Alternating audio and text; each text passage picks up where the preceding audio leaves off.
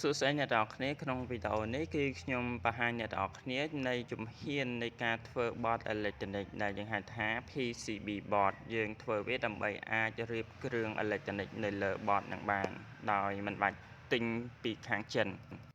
ជាងជំហានទី1របស់យើងត្រូវមាន sequence ថាយើងត្រូវដាក់ component គ្រឿងអេឡិចត្រូនិកប្រមាណហើយតភ្ជាប់បែបណាសិន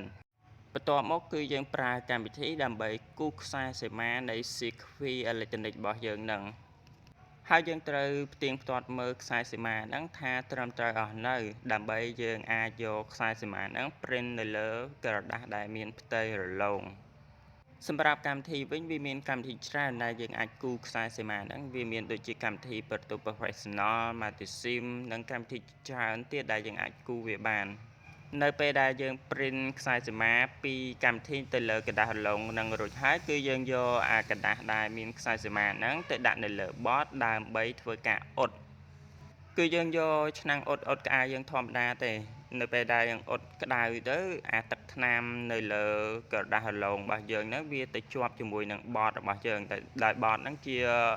តុងដែងនៅពេលដែលវាក្តៅខាងពេកអាទឹកថ្នាំដែលយើង print ហ្នឹងគឺវាទៅជាប់ជាមួយនឹងបតហើយយើងអាចបកក្រដាសចេញពីបតហ្នឹងបាន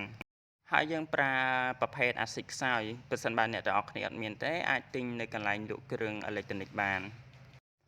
យើងយកអាស៊ីតហ្នឹងទៅលាយនៅក្នុងទឹកមួយល្មមទៅហើយយើងយកអាបតដែលយើងអ៊ុតហ្នឹងទៅតម្លាក់ចូលនៅក្នុងទឹកដែលមានអាស៊ីតហ្នឹងដើម្បីក្រឡុក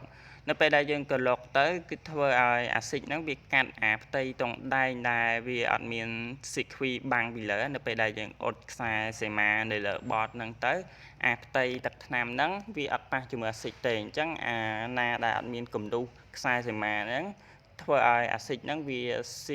កាត់ស៊ីអស់អញ្ចឹងវាធ្វើឲ្យនៅសល់តែខ្សែសីមាដែលយើងគូនៅក្នុងកម្មវិធីហ្នឹង